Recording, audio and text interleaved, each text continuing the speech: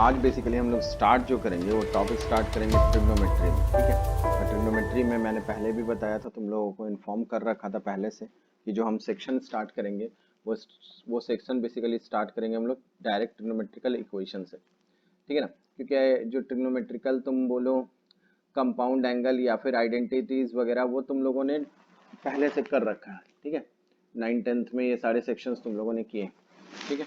तो हम स्टार्ट करेंगे बेटा कहाँ से, ट्रिग्नोमेट्रिकल इक्वेशन से, ठीक है। तो चलो टॉपिक का नाम हम लोग यहाँ लिख लें, डायरेक्ट स्टार्ट कर रहे हैं हम लोग क्या, ट्रिगोनोमेट्री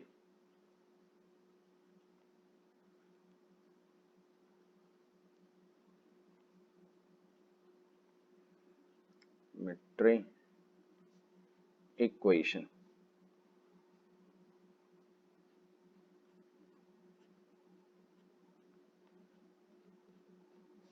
ट्रिग्नोमेट्री इक्वेशन, ठीक है। ये ट्रिग्नोमेट्रिकल इक्वेशंस बेसिकली हम स्टार्ट कर रहे हैं आज, ठीक है।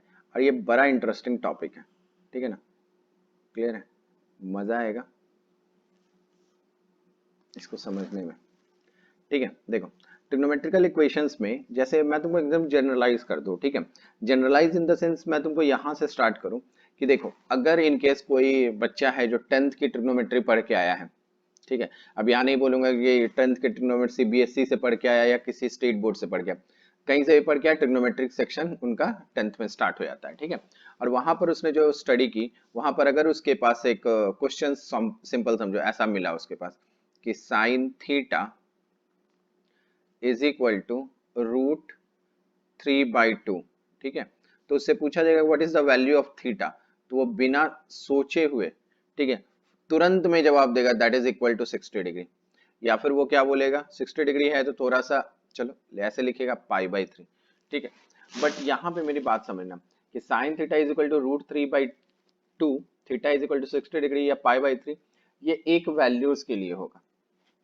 आ रही है आपको बात समझे, किसी एक मतलब एक वैल्यूज है कि जो थीटा का इतना आएगा, बट हम इसको ये नहीं कहेंगे कि जनरलाइज वैल्यूज है जिसकी वैल्यू सिर्फ π/3 आएगी, ठीक है। तो आप सोचोगे कि ये कैसे कंसीडर करें, तो मेरी बात को एकदम पॉइंट टू पॉइंट समझना और बहुत अच्छे से समझना, मैं एकदम धीमे धीमे आज बताऊंगा, ठीक है।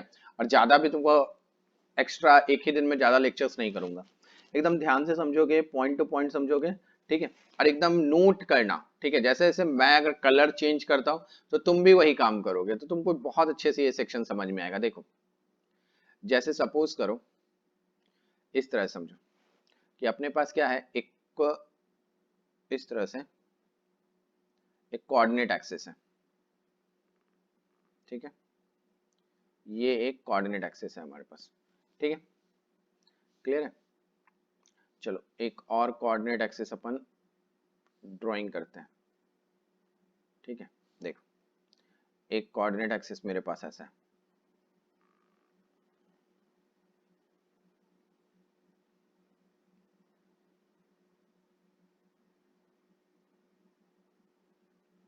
देखो यहाँ ये हटा दो, ये हटा दो, इसकी जरूरत नहीं है। देखो वापस से समझना, यहां से समझो,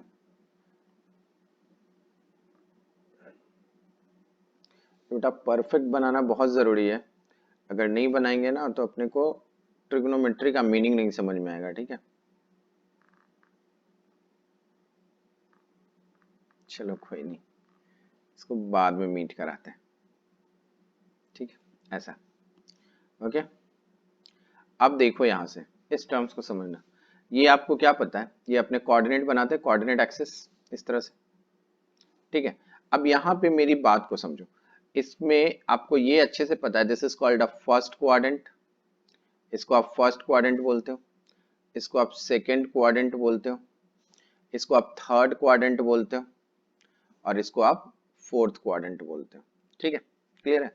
अब हम देखो मेरी बात को समझो कि मैंने तुमको क्या कंसिडरेशन दिया यहाँ पे, कि जैसे यहाँ पे मैंने एक टर्म्स लिखा कि sine theta is equal to क्या है, √3/2, तो हम तो जनरली मैंने ये बोला कि जो 10th क्लास का बच्चा होगा उससे थीटा की वैल्यू पूछेगा तो वो 60 डिग्री या π/3 बता देगा आपको, ठीक है। बट अगर जब तुम 11th में जाओगे तो यहाँ पर चीजें चेंज हो गई, क्योंकि मैंने क्या बोला कि theta is equal to 60 degree is one of the solution.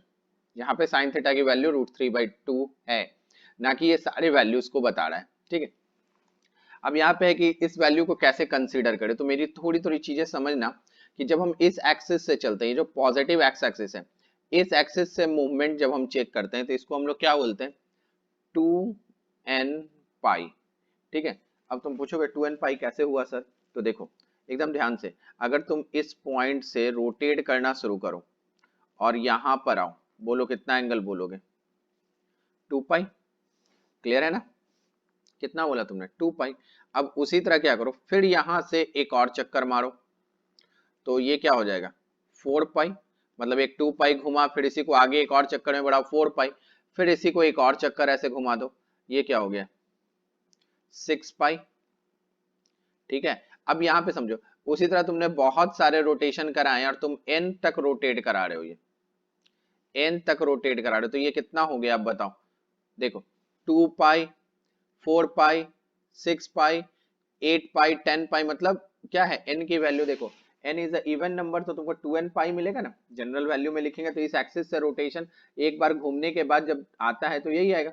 अगर तुमको चेक करना है तो n की वैल्यू 1 रख दो, 2 पाई आ गया एक रोटेशन, n की वैल्यू 2 रख दो सेकेंड रोटेशन, तो हम इसको क्या लिखते हैं 2n पाई, ठीक है, ध्यान रहेगा अब ये चीज। तो अगर हम इस एक्सिस से रोटेशन ले रहे हैं, फिर से सुनना मेरी बात को ध्यान से, मैं चलो दूसरा मार्कर यूज करता हूं, इस एक्सिस से रोटेशन ले रहे हैं तो हम लोग जनरल वैल्यूज क्या लेते हैं 2n पाई, ठीक है, जनरल वैल्यू क्या लिखा हमने 2n pi, is it clear. अब ध्यान से सुनो कि ये इसकी जनरल वैल्यू हो गई इस एक्सिस से रोटेशन की। अब बात करो इस एक्सिस से, अगर तुमने इस एक्सिस से रोटेशन शुरू किया तो, क्योंकि ये पॉजिटिव एक्स एक्सिस है निगेटिव एक्स एक्सिस है, तो बताओ अगर इस एक्सिस तक आओगे तो ध्यान से सुनना मेरी बात को, ये वाला जो सर्कल है देखो, ये सर्कल तुमको यहां तक पहुंचना है। अब तो एक पूरा घुमाओगे तो कितना हो गया 2 पाई, एक पूरा रोटेट किया तो कितना हो गया 2 पाई। देखो यहाँ पे ध्यान से समझना, मैं वापस से बनाता हूँ, देखो अगर इस पॉइंट से इस पॉइंट तक वापस आए तो कितना हो गया, ये 2 पाई हो गया ना। अब ध्यान से सुनो, अब इस पॉइंट तक आने के बाद अब इस एक्सिस पे जाना है तो एक और यहां तक पहुंचा, तो ये कितना हो गया बताओ, ठीक है। इसको मैं ठीक कर देता हूं, देखो यहां समझो कि जैसे कंसीडर मेरा ऐसा है कि मैं ऐसे लेके चल रहा हूं, देखो बड़ा कर देता हूं थोड़ा, देखो क्लियर है, मैं यहां से बात कर रहा हूं, ठीक है, कि अगर मैंने पूरा एक सर्कल बेटा ऐसे घुमाया तो इसकी वैल्यू कितनी लिखोगे 2 पाई। 2 पाई का मतलब ये कहां पहुंचा, देखो 2 पाई का मतलब इस पॉइंट से रोटेशन चालू हुई और घूम के वापस इसी पॉइंट पर आ गया, ये 2 पाई, बट हमको यहां पर पहुंचना है, तो और कितना घूमोगे यहां से यहां तक आने में पाई, और कितना एंगल घूमेंगे पाई, मतलब इस एक्सिस के लिए जो हम लिख रहे हैं, देखो ये पूरे रोटेशन को क्या लिख रहे हो तुम 3 पाई लिख रहे हो ना, क्या लिख रहे हो तुम 3 पाई, क्योंकि 2 पाई ये हो गया फिर प्लस पाई कितना हो गया 3 पाई। तो अगर हम इस एक्सिस से रोटेशन देख रहे हैं और उसका जनरल वैल्यू लिखेंगे तो क्या लिखेंगे हम, देखो 2n+1 pi, that is the odd multiple आएगा तुमको, n की जगह 1 रखो तुम, क्या मिलेगा तुमको 3 पाई आ गया, n की जगह 2 रखो तुम, क्या मिल जाएगा तुमको, देखो 2 रखोगे तो 4+1 5 पाई मिल जाएगा। इज दैट क्लियर, समझ में आ रहा है, क्योंकि सेकेंड रोटेशन 4 और +1 4 क्या हो गया 5 पाई। तो अगर इस एक्सिस से देखो निगेटिव एक्स एक्सिस से रोटेशन चालू करेंगे तो क्या लिखेंगे 2n+1 पाई, अगर पॉजिटिव एक्स एक्सिस से रोटेशन चालू करेंगे तो क्या लिखेंगे 2n पाई। कहीं दिक्कत नहीं, आ गई ये बात समझ में, ठीक है।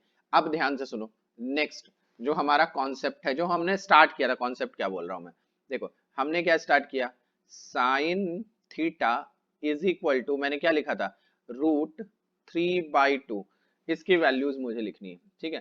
तो आप मुझे बताओ यहां से, ठीक है ना, एकदम ध्यान से बेटा, यहाँ पे मुझे एक एक टर्म्स में बताना कि अगर मैंने ऐसा एक क्वाड्रेंट बना दिया, ठीक है, इस तरह से ऐसा बनाया, ठीक है, अगर मैंने ऐसा बना दिया, ओके, और यहां समझो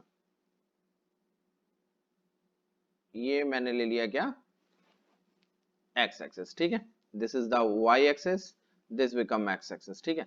अब मुझे बताओ कि तुमको ये बात अच्छे से पता है कि अगर साइन थीटा है तो साइन थीटा के बारे में तुम ये जानते हो कि ये फर्स्ट और सेकेंड क्वाड्रेंट में पॉजिटिव होता है, ये आपको पता है, ठीक है। अगर मैं √3/2 लिख रहा हूं तो इसकी वैल्यू मैंने क्या लिखी, π/3।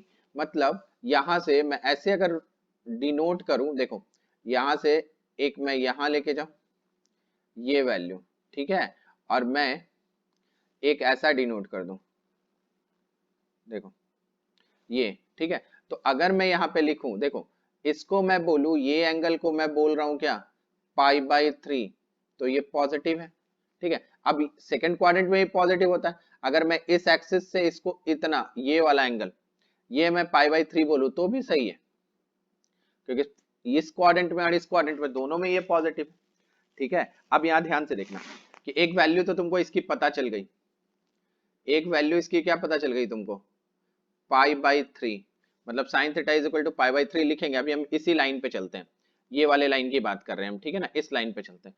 अब मुझे बताओ मैंने क्या किया, रोटेशन चालू किया, ठीक है, इसी लाइन पे आना है वापस हमको। मैं क्या कर रहा हूँ, यहां से स्टार्ट हो रहा हूँ, ऐसे घूमा मैं, ऐसे घूमा, ठीक है, और घूमता हुआ मैं कहां तक पहुंचा, यहां तक, फिर वापस इस लाइन पे आ गया। देखो क्लियर है, जैसे ऐसे घूमे हम, ठीक है ना, ऐसे घूमे, एक पूरा रोटेशन हो गया ये। देखो ऐसे समझो तुम कि देखो हमें यहां पर वापस आना है इस पोजीशन पे, ठीक है। चलो मैं दूसरा मार्कर यूज कर लूं, देखो मुझे यहां पर वापस आना है, पूरा सर्कल घूम के। तो मुझे एकदम नॉर्मल बताओ, देखो ये पूरा सर्कल घूमने का मतलब क्या हुआ कि एक सर्कल पूरा यहां तक पहुंचा तुम, ठीक है, क्लियर है ना। या फिर देखो इसको तुम ऐसे समझो तो ज्यादा बेटर रहेगा तुम्हारे लिए, इसको मैं हटा देता हूं, ये मैं हटा देता हूं, देखो समझना मेरी बात को। देखो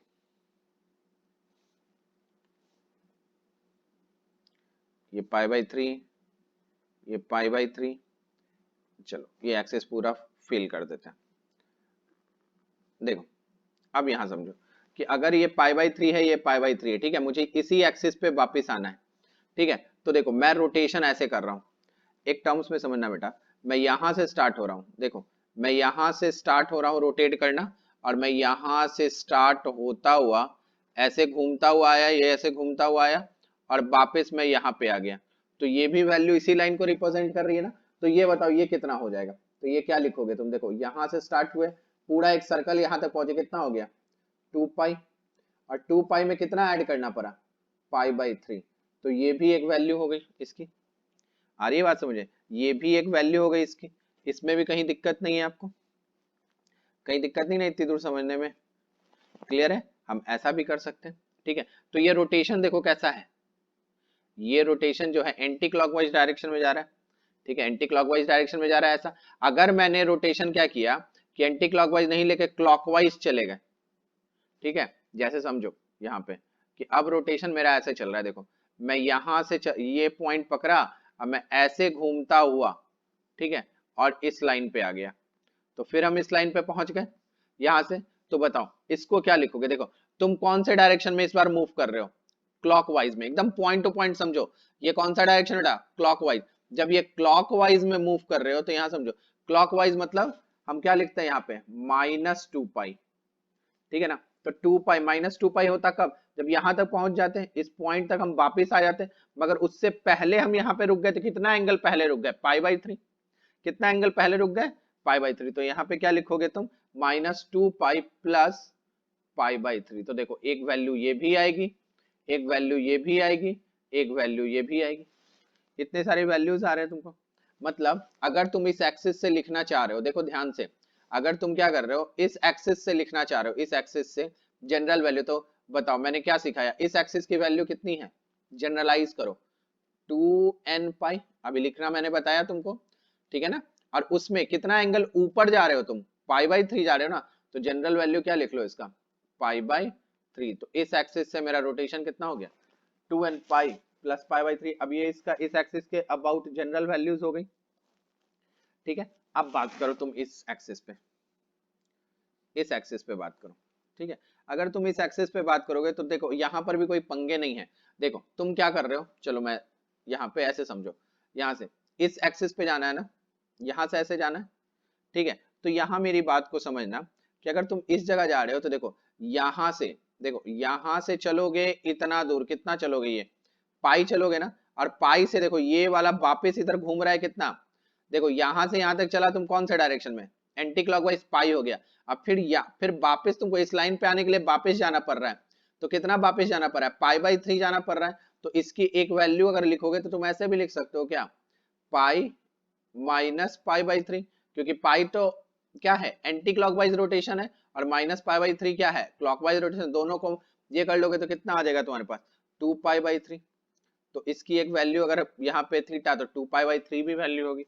ठीक है, उसी तरह तुम वापस पूरा घूम के आ जाओ, अगर यहाँ से स्टार्ट किया पूरा घूम के तुम वापस यहाँ जाओगे तो 3 पाई हो जाएगा, और 3 पाई में तुम वापस कितना रिटर्न जाओगे, पाई बाई 3 जाओगे। तो 3 पाई माइनस पाई बाई 3 भी अगर मैं लिख दूं यहाँ पे, इसकी वैल्यू अगर मैं ऐसे लिख दूं कि इसकी value 3 pi minus pi by 3 होगा, तो भी तुमको दिक्कत नहीं होगा, क्योंकि अभी मैंने सिखाया है कि यहाँ से वापस यहाँ तक आने में 3 पाई हो जाता है, क्योंकि 2 पाई में तो यहाँ लौटेगा, फिर यहाँ तक कितना हो जाए 3 पाई, और 3 पाई में इस लाइन तक पहुंचने के लिए उसको रिवर्स में कितना जाना पड़ेगा, पाई बाई 3। ठीक है ना, क्योंकि 3 पाई तो कौन सा रोटेशन चल रहा है, वो एंटी क्लॉकवाइज, बट उसको इस लाइन पे जाना है तो रोटेशन उल्टा करना पड़ेगा, तो कितना माइनस करना पड़ेगा, पाई बाई 3। तो ये भी वैल्यू हो जाएगी। तो जनरलाइज करो इस वैल्यू को, तो इस वैल्यू को जनरलाइज कर रहे हो तो तुम इस एक्सिस के लिए कितना लिखोगे बताओ, ये जो एक्सिस है इसके लिए मैंने कितना लिखना लिखा है तुमको, 2n प्लस 1 इंटू पाई, और उसमें से 2n प्लस 1 इंटू पाई में तो इस एक्सिस पे आ गए, और इस एक्सिस से तुमको रिटर्न कितना जाना पड़ रहा है, पाई बाई 3। तो यहाँ पे क्या करोगे, माइनस पाई बाई 3। ये हो गया जनरल वैल्यू। आ रही है बात समझ में, ये हो गया जनरल वैल्यू। तो हम यहाँ पे क्या लिखेंगे, देखो अब मेरी बात को पूरे तरीके से लिखो, sine theta is equal to क्या आया मेरे पास, क्या था, √3/2। तो जनरलाइज करो, एक थीटा तुमने क्या लिखा है यहां से देखो, एक थीटा ये लिखे हैं, क्या वैल्यू है, 2n pi plus pi by 3। एक थीटा तो ये लिखा है मैंने, एक थीटा क्या लिखा है मैंने, 2n plus 1 pi minus pi by 3। एक थीटा ये लिखा है मैंने, ठीक है ना, कहीं दिक्कत नहीं, ये लिखा है। अब यहाँ पे समझो, अब इन दोनों को मिला के अगर तुमको इसका एक एग्जैक्ट, देखो इन दोनों को मिला के, ये दोनों मिला के एग्जैक्ट जनरल वैल्यू लिखना रहता है, तो हम थीटा की वैल्यू क्या लिख लेते हैं, n pi plus minus 1 to the power n into, क्या वैल्यू थी इसकी बताओ, पाई बाई 3 थी ना, इंटू क्या लिखेंगे, पाई बाई 3। अब तुम कहोगे सर ये क्या नया लिखा, तो यहाँ मेरी बात को समझ बेटा, क्योंकि ऑड भी है इवन भी है, यहाँ पे इस एक्सिस के रोटेशन में तुमको क्या दिख रहा था, 2n पाई मतलब इवन नंबर वाला चक्कर था, और यहाँ पे तुमको ऑड नंबर वाला चक्कर था। तो अगर n की वैल्यू तुमने इवन ले ली, n की वैल्यू अगर इवन है तो तुमको कौन सी वैल्यू मिलेगी, n की वैल्यू अगर इवन है तो दैट मीन्स तुमको वैल्यू कौन सी मिल जाएगी, देखो n की वैल्यू इवन में तुमको ये वाली वैल्यू मिल जाएगी, और n की वैल्यू अगर तुम ऑड रखोगे तो तुमको ये वैल्यू मिल जाएगी। अगर तुमको चेक करना है तो करो, देखो n की वैल्यू इवन रखना है तो हम क्या बोले, ये मिलेगा, इवन रखो, 2 रखो, रख दूं 2 पाई। अब देखो ये n यहाँ पे समझो, ठीक है, देखो ये n जो है, और ये, इसको ऐसा ना समझ लेना कुछ है सर्कल वर्कल, मैं तुमको समझाने के लिए सर्कल कर रहा हूँ, ये और ये n तो अलग नहीं है, सेम है। तो अगर n की वैल्यू तुमने इवन रख दी, मान लो 2 रख दिया, तो 2 पाई प्लस, अब देखो माइनस 1 टू दी पावर 2, तो ये क्या हो जाएगा, पॉजिटिव हो जाएगा ना, बोल ना, पॉजिटिव हो जाएगा। तो ये क्या हो जाएगा, देखो minus 1 to the power 2 positive हो गया, मतलब 1 इंटू पाई बाई 3, तो क्या हो गया, बोलो, यहाँ पे 2 पाई प्लस पाई बाई 3 तुमको वापस इसी रोटेशन पे लाके छोड़ेगा। देखो 2 पाई मतलब यहाँ, और यहाँ पे चले गए तो पाई बाई 3 आ गई ना वैल्यू, मतलब n की हर वैल्यू के लिए अगर ऑड रखोगे तो चलो रख लो 3, रख लो 3 रख लो इसको, या फिर तू एक काम कर 1 रख ले, तो 1 पाई हो गया, सिर्फ पाई हो गया। अब माइनस 1 टू दी पावर 1, ये माइनस 1 हो जाएगा ना, तो पाई माइनस पाई बाई 3, देखो अब पाई माइनस पाई बाई 3 क्या वैल्यू लिखा था ना मैंने, 2 पाई बाई 3, देखो यहाँ लिखा है पाई माइनस पाई बाई 3, ये दिख रहा है, या ये देखो, ये देखो, ये दिख रहा है ना, ठीक है ना। मैं पूरी कोशिश कर रहा हूँ तुमको समझाने की, यार अच्छे से समझना, यहाँ पे गड़बड़ नहीं करना, क्लियर है। तो इस तरह से जनरलाइज करेंगे वैल्यू, तो हम क्या लिख रहे हैं, थीटा इज इक्वल टू इसका sine theta is equal to √3/2। अब इसका ये जो वैल्यू आएगा, ये पूरा सॉल्यूशन हो गया उसका। मतलब ये जनरल वैल्यूज हो गई इसकी। कहीं दिक्कत? ठीक है, अगर अभी भी दिक्कत है, नहीं समझ में आया, तो वापस से वीडियो को देखो, इससे ज्यादा मैं कुछ नहीं कर सकता। ठीक है, अब यहाँ पे समझो कि अगर सपोज कर हम ऐसा लेके चले, चलो इस पे थोड़ा ध्यान देगा, ठीक है ना। अगर मैं बेटा ऐसा लेके चलूं, sine theta is equal to कोई कांस्टेंट के, ठीक है। अगर ये जो के है ना, ये जो के है, अगर इस के की वैल्यू कोई नोन वैल्यू, नोन वैल्यू मतलब जिसको हम जानते हैं, जैसे मान लो पाई/3 है, ठीक है, या फिर तुम बात करो पाई/2 है, या फिर तुम बात करो पाई/6 है, या बात करो पाई/4 है, ऐसा कोई नोन वैल्यू है, ठीक है। तो यहाँ पे क्या करो, ये जो वैल्यू है ना के, इसको क्या करो साइन अल्फा, मतलब ये जो है ये जो वैल्यू है पाई/3 पाई/2 पाई/6 पाई/4, इसको तुम अल्फा ले लो, ठीक है। मतलब इसको कैसे कंसिडर करोगे, sine theta is equal to, इसको क्या ले लो तुम, साइन अल्फा।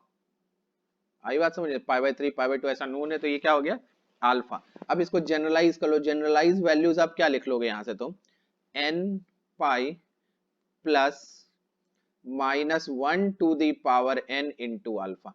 अब ये अल्फा तुम जो भी हो, जैसे देखो यहाँ पे अल्फा की जगह क्या लाया था मैंने, यहाँ अल्फा की जगह क्या था पाई/3, तो पाई/3 लिख दिया, तो अल्फा जो भी हो वो अल्फा यहाँ लिख देना, ये माइनस नहीं है मल्टीप्लाई है, ठीक है ना, क्लियर है। तो ये क्या हो जाएगा मेरा इसका जनरल वैल्यूज, ठीक है।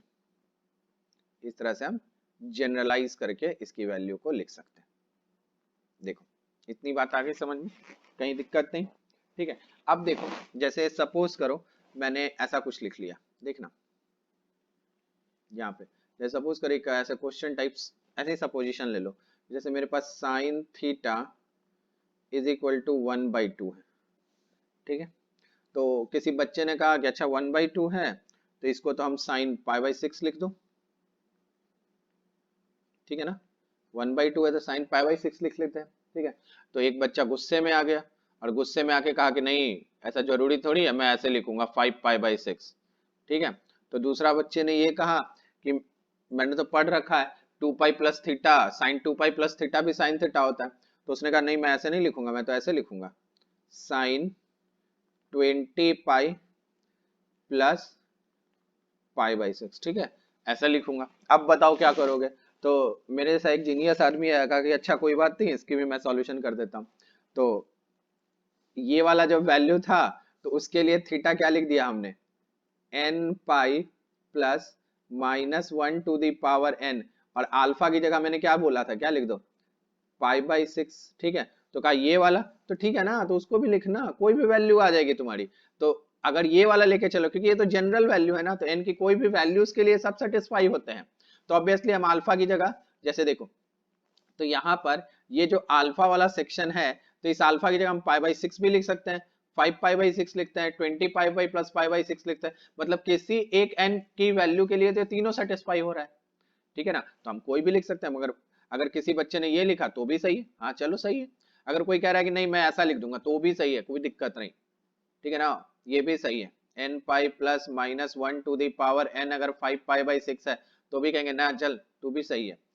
अगर कोई ऐसा लिख देगा n pi plus -1 to the power n, और यहाँ लिख दिया 20 पाई प्लस पाई/6, तो ठीक है ये भी सही है, कोई दिक्कत नहीं। मतलब ये कहने का ये मतलब है कि n के किसी ना किसी वैल्यू के लिए ये आ रहा है, ऐसा नहीं है कि नहीं आ रहा है, n की किसी ना किसी वैल्यू के लिए ये आ रहा है। आइए आपको बात समझ में, तो इस तरह से हम इसको जनरल वैल्यूज ऐसे लिख सकते हैं, ठीक है, क्लियर। अब देखो अब नेक्स्ट सेक्शन में देखना, अब मेरी बात समझो, अगर मैं निगेटिव की वैल्यू की बात करूं तो, क्योंकि पॉजिटिव वैल्यू तो बड़ी मजे से बता दिया हमने, अब मैं क्या कर रहा हूँ निगेटिव वैल्यूज के लिए सोच रहा हूँ, क्योंकि sine theta is equal to जब पॉजिटिव है तो तुम बड़े आराम से लिख रहे हो। अब हम बात करते हैं निगेटिव के लिए, ठीक है। जैसे सपोज कर मेरे पास ऐसा हो गया कि sine theta is equal to -1/√2 मिल गया, ठीक है। तो अब क्या करें, ठीक है, तो हमको ये तो बहुत अच्छे से पता है कि अगर निगेटिव की बात कर रहे हैं तो theta, sine theta negative third या फोर्थ क्वाड्रेंट में होता है, और ये बात समझे थर्ड या फोर्थ क्वाड्रेंट में होता है। तो इसको पहले पॉजिटिव ही सोच के हमने क्या किया कि ऐसे लिख लिया, देखो हमने क्या किया, इसको पॉजिटिव सोचा और ऐसे लिखा, देखो sine theta is equal to sine, positive वाली वैल्यू क्या थी, ये π/4 पे, और इसके आगे क्या लगा दिया, निगेटिव। आ रही है बात समझ, इसके आगे क्या लगा दिया, निगेटिव। देखो अब ये कैसे आ रहा है, इस टर्म्स को समझना, ठीक है, क्लियर है एकदम ध्यान से। जैसे मान लो ये मेरा कोऑर्डिनेट एक्सिस है, ठीक है बेटा, ऐसा है। अब यहां से अपन चलना शुरू किए, इधर जा रहे थे, तो जब हम एंटी क्लॉकवाइज ऐसे जा रहे हैं, ये वाला, तो ये क्या है, π/4, ठीक है ना, एंटी क्लॉकवाइज रोटेशन चल रहे हैं तो। और जब हम क्लॉकवाइज रोटेशन चल रहे हैं, इधर से ऐसे समझो, जब हम क्लॉकवाइज रोटेशन चल रहे हैं तो ये क्या हो गया, -π/4, ठीक है ना। तो हम इस बार कहाँ चल गए, इस तरफ से रोटेशन में चले गए, तो हमने क्या किया, -π/4 लिख दिया इसको, ठीक है। तो अब ये निगेटिव वाला सेक्शन आ गया, मतलब थीटा की अगर मुझे वैल्यू लिखनी है तो मैं क्या लिखूंगा, n π plus -1 to the power n, और अल्फा की जगह यहाँ पे क्या लिख लूं, -π/4, हो गई वैल्यू। आ रही है बात समझे, हो गई इसकी वैल्यू। तो निगेटिव वाला टर्म्स होगा तो ऐसा लिख सकते हो, जैसे सपोज कर ऐसा लिखा हुआ है, जैसे तुमको तुम्हारी बात और मान लेते हैं, जैसे ऐसा लिखा है, sine theta is equal to -1/2, ठीक है, ये लिखा है। अब बताओ, अब तुम पहले तो लॉजिकली क्या लिख लोगे, साइन थीटा यहाँ लिख लोगे, यहाँ पे क्या लिखोगे, साइन। अब मुझे बताओ 1/2 का मतलब क्या हो जाएगा, π/6, और यहाँ माइनस मार दे, ये हो गया ना। तो इसका जनरल वैल्यू क्या लिखेंगे, theta is equal to n π plus -1 to the power n into -π/6, हो गया। ये मजेदार था, है ना। तो ये लिख लिया मैंने जनरल वैल्यू, ये भी यहाँ पे जनरल वैल्यू मैं बॉक्स में डाल देता हूँ, तुमको ध्यान रहेगा। ये हो गया, ठीक है। अब बात करते हैं अपन क्या, कॉस की। साइन समझ में आया आपको, अब अपन बात कर रहे हैं किसकी, कॉस की। तो ध्यान से समझना, कॉस के लिए अपन कैसे सोचेंगे, ठीक है। कॉस के लिए चलो रेड यूज करते हैं। देखो यहां से, जैसे मेरे पास क्या है, cos theta is equal to 1/2, ठीक है। कॉस क्या है मेरे पास, थीटा इज इक्वल टू 1/2। अब इसको क्या करें, ठीक है ना, इसको हम क्या करें। अब यहाँ पे समझो, जब cos थीटा की वैल्यू 1/2 है तो cos के सेक्शन में आओ, ठीक है, cos के सेक्शन में आओ। मैंने क्या किया, एक एक्सिस बना लिया पहले ऐसा, ठीक है,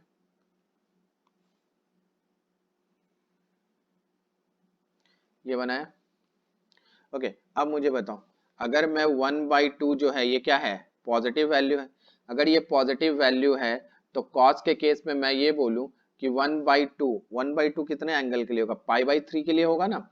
तो मैं ये बोलूंगा कि ये फर्स्ट क्वाड्रेंट में भी लाई करेगा, दिस इज वैल्यू ये वाला, तो ये हो गया मेरा क्या, π/3, और ये इसमें भी लाई करेगा, तो ये क्या हो गया, ये अगर इधर से रोटेट करो एंटी क्लॉकवाइज तो भी पॉजिटिव, इधर से रोटेट करो क्लॉकवाइज तो भी पॉजिटिव, ये तो दोनों केस में पॉजिटिव है, ठीक है। तो अब ये, अब इसका पॉजिटिव वैल्यू लिखना है तो हम इधर से लिखें या इधर से, तो ये वाला एक्सिस कितना था बताओ, क्या सिखाया है मैंने इस एक्सिस के लिए, मुझे बताना, 2n π सिखाया है ना। तो बताओ 2n π से अगर यहां तक जाएं तो इसकी वैल्यू क्या लिखोगे, 2n π प्लस π/3,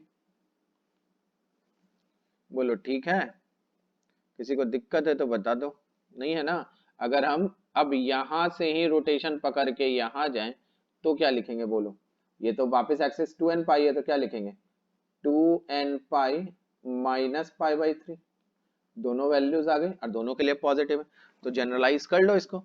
तो ऐसा लिख लो, cos theta is equal to cos alpha, ठीक है। तो यहाँ पे थीटा की वैल्यू देखो क्या आ रहा है, 2n π में एक प्लस और एक माइनस, तो अगर ये अल्फा है तो क्या लिख लेंगे यहाँ पे, 2n π प्लस माइनस अल्फा, ये cos के लिए जनरल वैल्यूज हो जाएगी, ठीक है।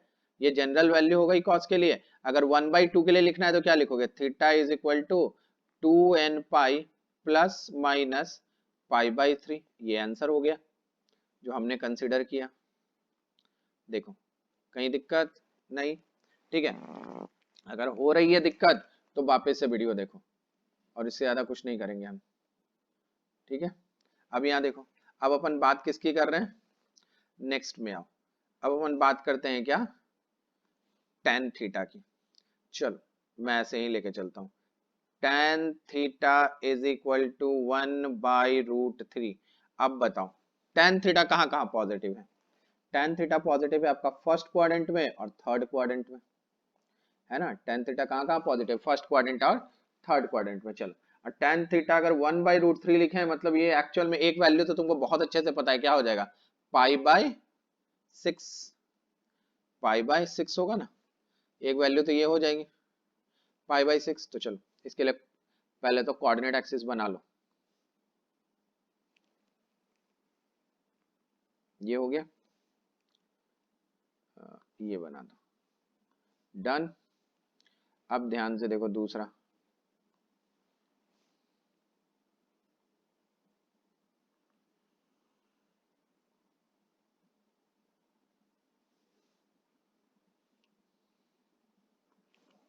देखो ये हो गया। चलो अब ध्यान से देखना कि इसमें अगर हम फर्स्ट और थर्ड की बात करें तो देखो, मैं फर्स्ट और थर्ड की ऐसे बात करूंगा,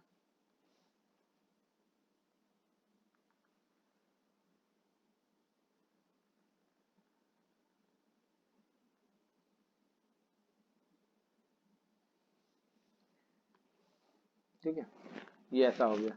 अब मेरी बात को समझना, ठीक है, कि अगर मैं पाई/3 बोलूं बेटा, इस पॉइंट से, इस एक्सिस से इधर गए कितना, पाई/6, कितना गए, पाई/6। तो बताओ इसकी जनरल वैल्यू, यहां से कितना रोटेशन हो गया, 2n पाई, ये क्या हो गया 2n पाई, तो पाई/6 ऊपर गए तो क्या लिखोगे, 2n पाई प्लस पाई/6। एक ये दिख रहा है तुमको। अब यहाँ पे देखो इस जगह वैल्यू है ना, तो अगर इस एक्सिस से तुम रोटेट करते हुए यहाँ आए हो, ठीक है ना, तो ये भी पॉजिटिव है। तो ये बताओ ये एक्सिस की वैल्यू कितनी थी, ये कितना दे रहा है हमको, 2n+1, है ना, 2n+1 पाई। अब 2n+1 पाई से हम नीचे इतना कौन से डायरेक्शन में जा रहे हैं, एंटी क्लॉकवाइज, तो इसकी वैल्यू कितनी लिखोगे बताओ, इसकी वैल्यू लिखोगे तुम 2n+1 पाई, और प्लस क्या लिखेंगे, पाई/6, ठीक है। अब इन दोनों का जनरल वैल्यू लिख लो, तो दोनों के लिए अगर हम जनरल वैल्यू लिखेंगे तो क्या हो जाएगा, n पाई प्लस पाई/6, क्योंकि देखो ये निगेटिव नहीं है ना, तो वही n इवन और ऑड करो तुमको सारी वैल्यूज मिलते चली जाएगी। अगर तुम इवन n की वैल्यू लिखोगे तो ये वाली वैल्यू मिलेगी, ऑड लिखोगे तो तुमको ये वाली वैल्यू मिलेगी। तो इस तरह से इसका जनरल वैल्यू लिख सकते हैं। देखो कहीं दिक्कत नहीं ना, अगर है तो इसको, इस दिक्कत को तुम दूर कर सकते हो, मैं नहीं। Is it clear. चलो अब एक बार निगेटिव के लिए बोल देते हैं, कि जैसे सपोज कर मेरे पास ऐसा है, tan theta is equal to -1। अब बताओ, तो पहले तो -1 है, अब तुम कोऑर्डिनेट में चलो, पहले तुम्हारी बात मान के मैं कोऑर्डिनेट एक्सिस बना ही देता हूँ, ठीक है, ऐसे। और देखो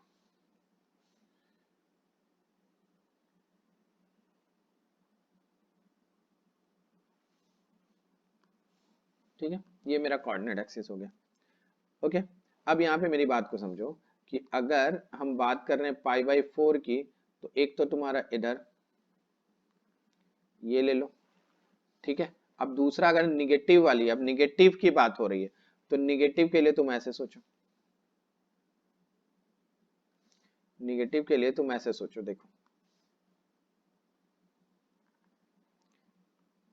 इसको ऐसे बनाओ, ठीक है। यहाँ पे अब मेरी बात को समझो, कि ये पाई/4 यहां से चलोगे तो तुमको क्या मिलेगा, पॉजिटिव वैल्यू, और यहां से अगर मैं क्लॉकवाइज जाऊं तो क्या मिलेगा, निगेटिव वैल्यू। और तुमको अच्छे से पता है कि निगेटिव पाई/4 इस फोर्थ क्वाड्रेंट में तो ये निगेटिव होता है, ठीक है ना, फोर्थ क्वाड्रेंट में ये निगेटिव होता है, तो इसको ऐसे लिख सकते हैं ना, tan theta is equal to 10 और ये क्या लिख दो -π/4। क्लियर है? देखो रोटेशन से क्लियर है। अब यहाँ पे मतलब थीटा की जो वैल्यू होगी वो क्या हो जाएगी, यहाँ पे देखो माइनस है ये, ठीक है ना, पॉजिटिव वाली वैल्यू में पॉजिटिव लिए थे, निगेटिव वाली वैल्यू में क्या लिख लेंगे n पाई माइनस डायरेक्ट क्या डालेंगे π/4। लो निगेटिव वैल्यू के लिए भी पॉसिबिलिटी बन गई। कहीं दिक्कत नहीं है ना?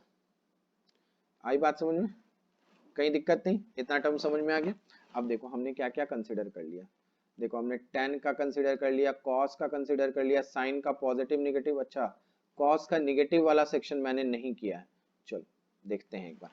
ठीक है, अब यहाँ पे समझो, अगर मैं cos थीटा का, चलो ये वाला तुम नोट्स बनाते वक्त पॉजिटिव निगेटिव एक साथ कर देना cos का। ठीक है, अब यहाँ देखो, अगर मेरे पास बेटा ऐसा हो गया कि cos theta is equal to -1/2, ठीक है, अगर ये वैल्यू दे रहा है तो इसको कैसे अरेंज करोगे? देखो ये ऐसा नहीं है कि बहुत डिफिकल्ट हो जाता है। अब यहाँ पे समझना मेरी बात को। देखो जैसे मैं तुमको कोऑर्डिनेट एक्सिस बना लूं, पहले ये इधर हो गया, ठीक है, अब यहाँ समझो,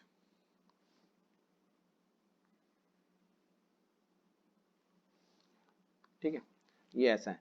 अब मेरी बात समझ बेटा कि अगर मैं -1/2 की बात करूं, ठीक है, तो तुमको ये पता है कि या तो वो सेकेंड क्वाड्रेंट में या फोर्थ क्वाड्रेंट में होगा। जैसे tan और साइन में हम लोग क्लॉकवाइज रोटेशन करके कंसीडर कर रहे थे, मगर जब हम सेकेंड क्वाड्रेंट में जाएंगे तो सेकेंड क्वाड्रेंट में जाने का तरीका क्या हो जाएगा? देखो -1/2, तो मैं ऐसा बोलूं कि देखो अगर यहाँ पे कोई वैल्यूज लाई कर रहा है, देखो ये ऐसा हो गया, ये लाइन है, ठीक है, ये ऐसा कंसिडर करते, तो बताओ यहां से एकदम ध्यान से सुनना मेरी एक एक छोटी छोटी बात को, कि अगर मैं इस पोजीशन से यहां तक रोटेट करूं तो कितना एंगल होगा पाई। अगर मैं सिर्फ यहां से देखो पाई, ये पाई है ना, ये कितना है पाई। अब यह देखो -1/2 का मतलब एक्चुअल में क्या होता है, π/3 होता है, ठीक है, यहां से पॉजिटिव लेंगे तो π/3 हो जाएगा। तो यहां तक जाने में ये कौन सा रोटेशन है, एंटी क्लॉकवाइज। अब यहां से मैं क्या कर रहा हूं, इस एक्सिस से मैं क्लॉकवाइज रोटेट कर रहा हूं, तो ये लाइन पे आ गया ना। तो अगर मैं पाई में से, यहां देखो, अगर मैंने पाई में से π/3 माइनस कर दिया तो ये वैल्यू आ जाएगी और वो निगेटिव आएगी। आ रही है बात समझ? तो यहां से हम क्या लिख सकते हैं इसको, मैं इसको ऐसे जनरलाइज कर रहा हूं कि cos थीटा में से cos जो भी वैल्यूज है उसमें से कितना माइनस कर दो, पाई माइनस करके जनरल वैल्यू लिख लो, मतलब पाई माइनस π/3 कर दो, ये आ गया। ठीक है, क्लियर है? तो यहाँ से वैल्यू क्या मिल गई तुमको, cos theta is equal to cos 2π/3, ये मिल गया ना। तो यहाँ से थीटा का जनरल वैल्यू क्या हो जाएगा?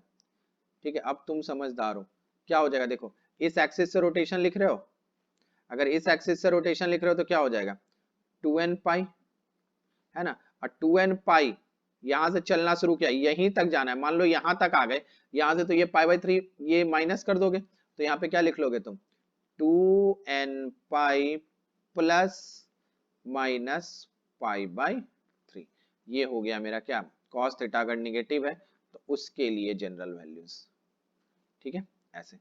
अब चलो, अब इसमें थोड़ा सा पॉइंट्स टू रिमेम्बर वाली जितनी भी हमने सीखी उसको याद रख लेते हैं। ठीक है, मतलब यहाँ पे अब कहानी ये बनाओ कि थोड़ी सी पॉइंट्स टू रिमेम्बर लिख ले। ठीक है ना, मतलब क्या है मेरे पास, ये याद रहना चाहिए तुमको। याद क्या, तुमको मैंने समझा दिया, बट एक बार ऐसे ही लिख लो, पॉइंट्स टू रिमेम्बर आर। ठीक है ना, रिमेम्बर, पॉइंट्स टू रिमेम्बर में मैं क्या लिख रहा हूं कि मैं जनरल सॉल्यूशन लिखता हूं। ठीक है, ऐसे बोल रहा हूं, general solution of, general solution of, ठीक है, तो general solution of first sine theta is equal to sine alpha, तो इसके लिए क्या लिखोगे, will be theta is equal to क्या होना चाहिए, n pi plus -1 to the power n into alpha, ये वैल्यूज होनी चाहिए। ये याद भी रखनी है तुमको, ठीक है। सेकंड में आओ, ठीक है।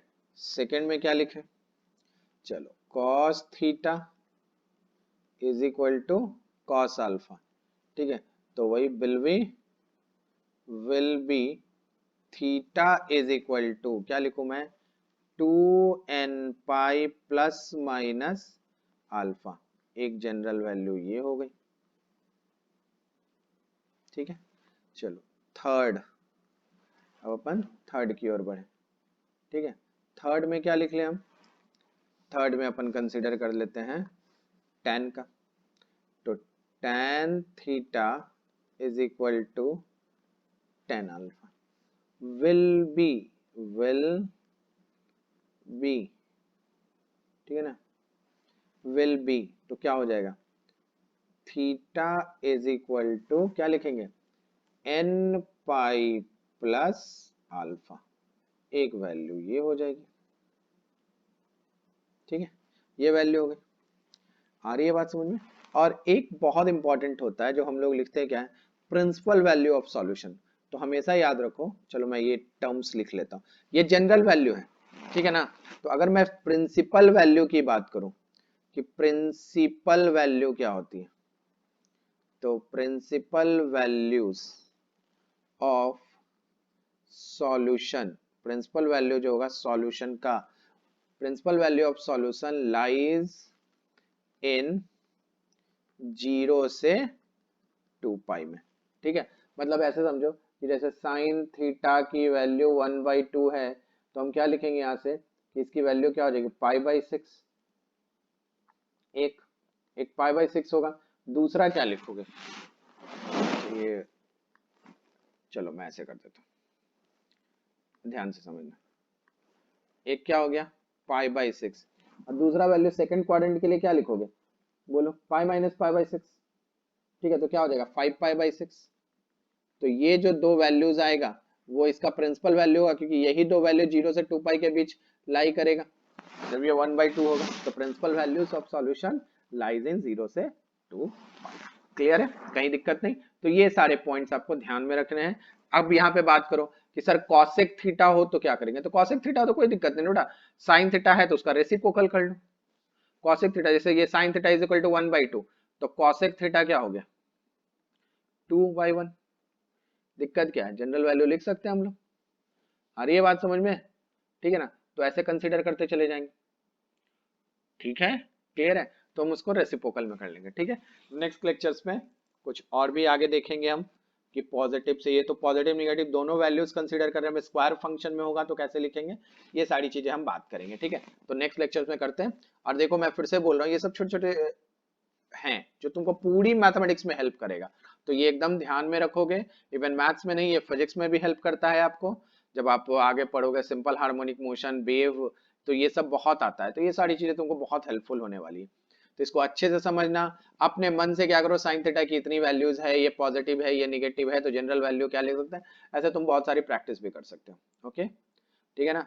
तो खत्म करते हैं आज।